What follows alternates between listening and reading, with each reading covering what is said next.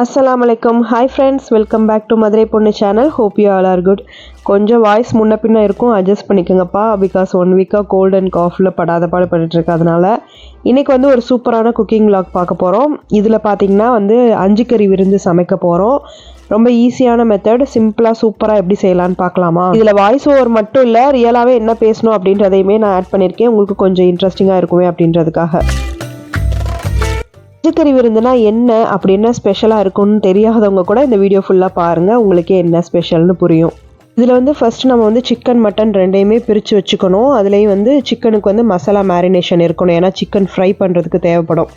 அப்போ ஃபோக்கில் இந்த மாதிரி நம்ம வச்சு நல்லா குத்தி விட்டுட்டு லாஸ்ட்டாக பார்த்திங்கன்னா இந்த மாதிரி தக்காளி பேஸ்ட் அரைச்சி மேரினேட் பண்ணாங்க. இது நல்லா டேஸ்ட்டாகவே இருந்தது.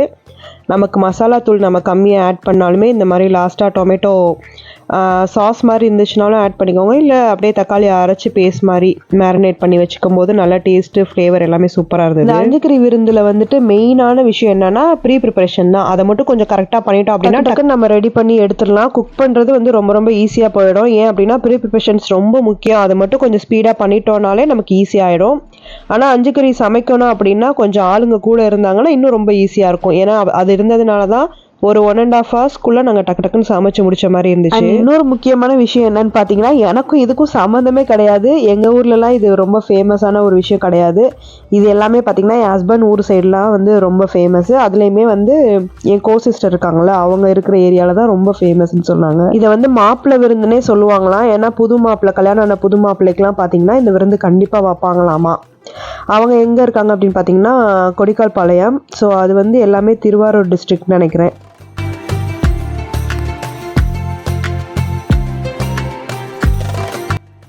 இப்போ இந்த விருந்துக்கு மெயினான ஒரு ஆள் யாருன்னு பார்த்தீங்கன்னா இந்த தாளிச்ச சோறு தான். இந்த தாளிச்ச சோறு வந்து ரொம்ப ரொம்ப முக்கியம். இவன் தான் எல்லாத்துக்குமே காம்பினேஷனாக இருக்க போகிறான். அப்புறம் வந்து இது எல்லாமே நெய்லேயே வந்து குக் பண்ணாங்க. தாளிச்சோறு மெத்தடை அதே தான் ட்ரை பண்ணாங்க.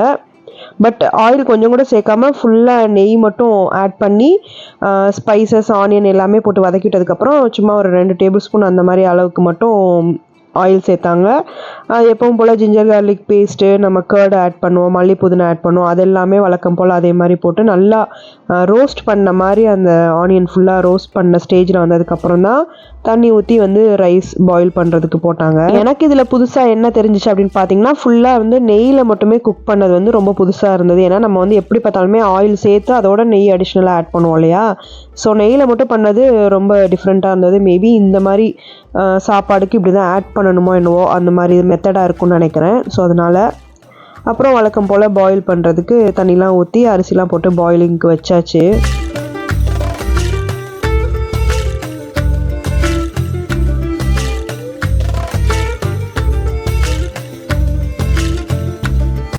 நெக்ஸ்ட் வந்து நம்ம ஒயிட் குருமா செய்ய போகிறோம். அதுக்கு பார்த்திங்கன்னா ஒரு 1/2 மூடி அளவுக்கு தேங்காய், அதுக்கப்புறம் 10 பாதாம் 10 முந்திரி போட்டு பேஸ்ட் மாதிரி ரெடி பண்ணி வச்சுக்க சொல்லிட்டாங்க. ஸோ அதை நான் தான் வந்து கிரைண்ட் பண்ணி வச்சுக்கிட்டேன். இப்போ தாளிக்கிறதுக்கு என்னென்னலாம் சேர்த்துருக்காங்க அப்படின்னு பார்த்தீங்கன்னா கிராம்பு, பட்டை இதெல்லாம் போட்டுட்டு அதுக்கப்புறம் தக்காளி அரைச்சது, மிளகுத்தூள் இதெல்லாம் போட்டு நானே வந்து அங்கங்கே தாவி கிளிப்பிங் எடுத்த மாதிரி இருந்துச்சு. ஸோ அதனால் நான் அப்பப்போ நானே கேட்டுக்கிட்டேன். எப்பவும் போல் கீ ஆயில் ஆட் பண்ணி ஸ்பைசஸ் ஆட் பண்ணதுக்கப்புறம் கொஞ்சோண்டு மிளகுத்தூள், அதுக்கப்புறம் தக்காளி பேஸ்ட் ஆட் பண்ணி நல்லா வதக்கி விட்டதுக்கப்புறம் குக்கிங் க்ரீம் ஆட் பண்ணியிருக்கிறதா சொன்னாங்க. நெக்ஸ்ட்டு வேக வச்சுருக்கோம் இல்லையா, அந்த மட்டனில் வந்துட்டு தயிர் ஆட் பண்ணியிருக்காங்க. தயிர் வந்து மெயினான இன்க்ரீடியண்ட்டாக ஆட் பண்ணியிருக்காங்க. அது கூட நம்ம வந்து தேங்காய் அப்புறம் பாதாம் முந்திரிலாம் பேஸ்ட் அரைச்சி வச்சுருந்தோம் இல்லையா, அதையும் போட்டு இதில் ஆட் பண்ணி மேரினேஷனுக்கு சும்மா ஒரு 10 மினிட்ஸ் அந்த மாதிரி ஒரு மேரினேஷனுக்கு வச்சுருக்காங்க. அதுக்கப்புறம் நான் அந்த கேப்பில் அந்த பக்கம் இந்த பக்கம் போன கேப்பில் அப்படியே ஊற்றி கொதிக்க வைக்கிறதுக்கே ஊற்றி வச்சுட்டாங்க. ஸோ அதனால் நான் அப்படியே ஓப்பன் பண்ணி அந்த கொதிக்கிறத மட்டும்தான் உங்களுக்கு காமிச்சிருக்கேன். ஸோ ஒயிட் குருமாவில் வந்து இதுதான் மெயினான இன்க்ரீடியண்ட்டாக ஆட் பண்ணியிருக்காங்க. லாஸ்ட்டாக கொஞ்சமாக மல்லி புதினா. அது ஆம்பளைங்க போடுற ஸ்டைலே ஒரு மாதிரி இருக்கும் பார்த்தீங்களா. அப்புறம் வந்து ஃபைனல் ஸ்டேஜில் பெப்பர் கொஞ்சமாக தூவி விட்டு இறக்குனா சூப்பரான ஒயிட் குருமா ரெடி ஆயிடுச்சு. நான் கேட்டேன், நான் ஒரு டவுட் கேட்டேன். என்ன அப்படின்னு பார்த்தீங்கன்னா, ஒயிட் குருமா வந்து ரெட் கலரில் இருக்குது, ஒயிட் கலரில் தானே இருக்கும் அப்படின்னு சொல்லிட்டு கேட்டிருந்தேன். இந்த மாதிரி தக்காளி பேஸ்ட் ஆட் பண்ணியிருந்ததுனால அப்படி இருக்குது. பட் இந்த மாதிரி கலரில் தான் மேக்ஸிமம் இருக்கும். டேஸ்ட் அதே ஃப்ளேவரில் சூப்பராக வரும்னு சொல்லியிருந்தாங்க. இதே இந்த இடத்துல நான் மென்ஷன் பண்ணுறேன்னா பார்க்குற வியூவர்ஸ் நான் உங்களுக்குமே அந்த டவுட் வரலாம். ஸோ அதுக்காக தான்.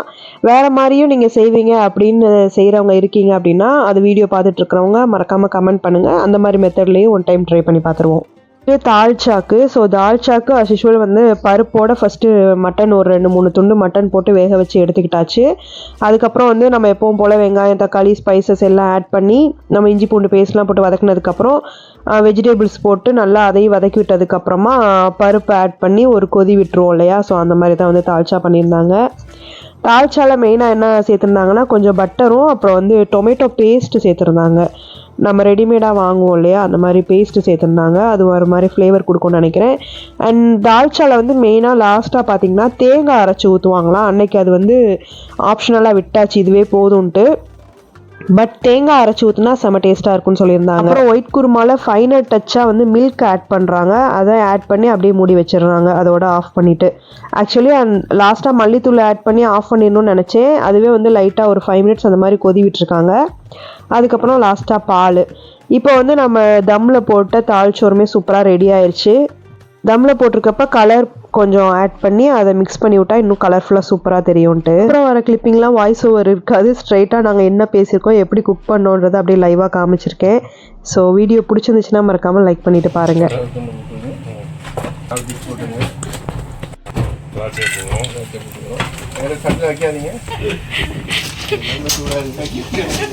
நாங்கள் ஃப்ரெஷ் யூடியூப்ல சுகர் பெரிய டப்பா எடு.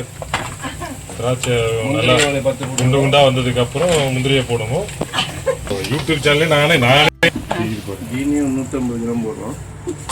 அடுப்புல இருந்து எடுத்துடணும். வெளில எடுத்து மறுபடியும் வச்சிடணும்.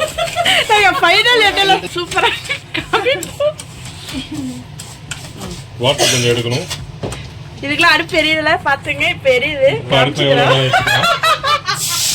பத்த வச்சுக்கலாம். தண்ணி வச்சுங்க. இது எதுக்கு தக்காளிக்கா சீனி துவைக்கா? சீனி துவையா? என்ன பண்ணணும் இப்ப நாங்க என்ன பண்ணணும் எங்களுக்கே தெரியல. ஆமா ஃபர்ஸ்ட் வந்து தக்காளி இனிப்பு பச்சடின்னு நினைச்சிட்டேன். தண்ணி ஊத்தாவே யோசிச்சேன். தண்ணி இவ்வளவு ஊத்துறாங்க. சீனி துவை இதான் எங்களுக்கே தெரியல. அதையும் கொஞ்சம் ஊத்திடுவோம். இல்ல அது ஒரு கண்டென்ட். வேணாம் யூஸ் பண்ணாதீங்க. போதும். ஜூஸ் போடுவோம் நாங்க. முந்திரி திராட்சை spices juice lemon with lemon. லாஸ்ட்ல மச்சிக்கு ஊத்தி கொடுப்போம். அச்சேரி சாப்பிடல. ஃபைனல் என்னைக்கு இப்ப தயிர் போட போறாங்க. ஐயோ எதுக்கு தயிர்னு தெரியலையே. தயிர் தாக்க போறோம். மட்டும் வாங்கிட்டு வராம இருக்கட்டும். அவ்வளவுதான். நம்ம ஒண்ணு ரொம்ப நேரமா காத்துக்கிட்டு இருக்கு. சாய்பா என்ன மச்சான் பண்றீங்க? மசாஜ் பண்றேன். எங்க வீடியோ முண்டாஸ் பள்ளி போட்டு சாப்பாடு இவருக்கு இதான் வேலை. பொரிச்சோன்னா ஆஃப் பண்ணுங்க. கொதிக்கிட்டோம். யூஸ் பண்ணணும். அந்த நெய் சொல்லிடுமா? நெய் இருந்த காரணத்தினால் நாங்கள் பட்டர் யூஸ் பண்ணுறோம். ஃபைனல் எண்டிங்கில் இந்த சீனி துவையும் வந்து தக்காளி ஜாமும் வந்து ரொம்ப ஹைலைட்டடான ஒன்றுன்னு சொன்னாங்க. அது எப்படி லாஸ்ட்டாக சாப்பிட்றதுன்றதையும் நான் வீடியோவில் கிளிப்பிங்காகவே காமிச்சிருக்கேன். ஸோ இதில் எவ்வளோ ஃபன் பண்ணியிருந்தோம் அப்படின்றத நீங்களே பார்த்துருப்பீங்க. இன்னுமே வந்து கண்டினியூ பண்ணலாமா?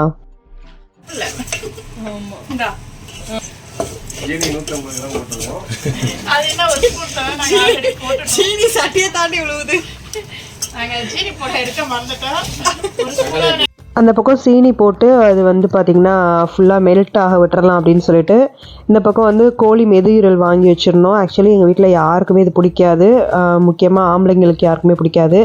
நானும் என் கோசிஸ்டர் மட்டும்தான் சாப்பிடுவோமா. ஸோ எங்களுக்காகவே வாங்கி அதை தனியாக ஃப்ரை பண்ணலாமே அப்படின்றது மாதிரி ட்ரை பண்ணியிருந்தோம். பட் மச்சான் ஃப்ரெண்ட்ஸு எல்லாம் வந்திருந்தாங்க இல்லையா, அவங்களில் ஒரு 2-3 பேருக்கு பிடிச்சிருந்துச்சு. ஸோ எல்லாம் ஷேர் பண்ணி சாப்பிட்டோம் அல்ஹம்துலில்லாஹ். அதுக்கப்புறம் ஒன்று ஒன்றா வந்து ப்ரிப்பரேஷன் ஸ்டார்ட் பண்ணிடலாமே அப்படின்னு சொல்லிட்டு ஃப்ரை பண்ணுறதெல்லாம் ஃப்ரை பண்ணி எடுத்தாச்சு. தக்காளி ஜாம் வந்து எப்படி செய்கிறதுன்னு யூஸ்வலாக எல்லாருக்குமே தெரியும் இல்லையா. இதுக்கப்புறம் அதில் ஃபுல்லாக தக்காளி கட் பண்ணி போட்டு நல்லா மெல்ட் ஆனதுக்கப்புறமா நம்ம குக் பண்ணி முடிச்சுட்டு ஆஃப் பண்ணிடலாம் அப்படின்றது மாதிரி தான்.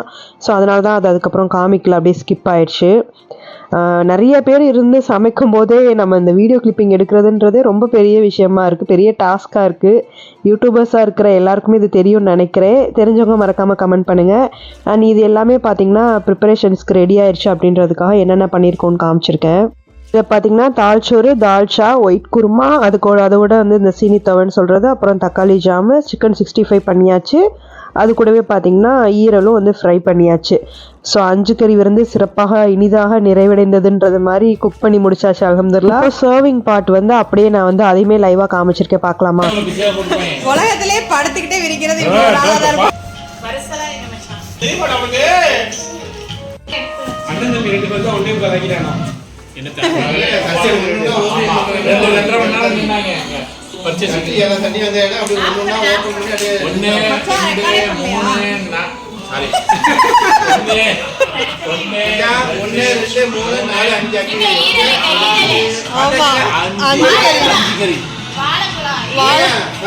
இதெல்லாம் கறியில சேர்க்காதா? இதெல்லாம் சேர்க்காதா? முட்டையை வச்சு கறி கறிங்க. 5 கறியில ஃபர்ஸ்ட் ஒன்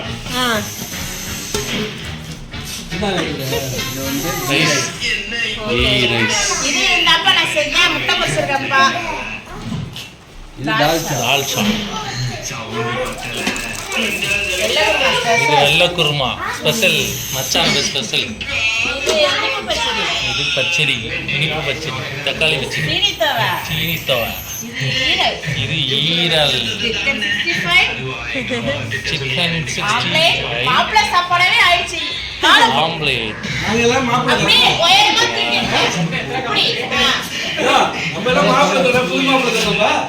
இப்ப வந்து மாப்பிள்ளைய காணோம்.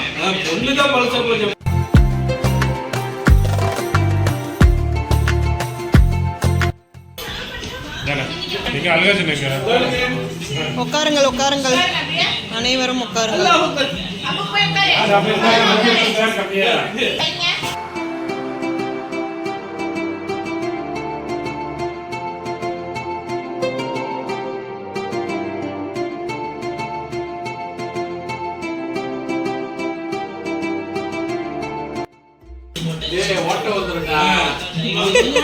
ப்ராப்பரா தட்டிட்டு இருக்காங்க.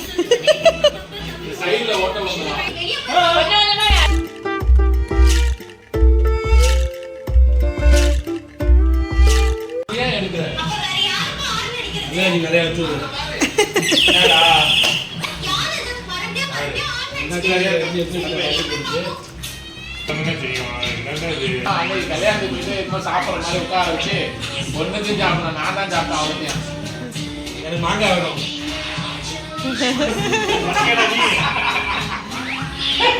ஊர்ல மாங்காய் ஊர்ல வாழைக்காய்.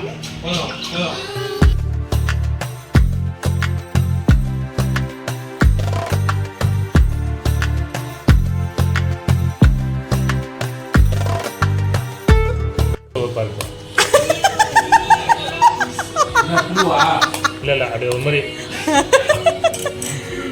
அல்ஹம்துலில்லாஹ் 5 கறி விருந்துன்னா ஸ்டார்டிங்லேருந்து சொல்லிட்டு இருந்தேன். ஃபைனலாக தான் அது 7 கறி விருந்து அப்படின்னு எனக்கே தெரியும். அதை வந்து வீடியோ கிளிப்பிங்கில் நீங்களே பார்த்துருப்பீங்க.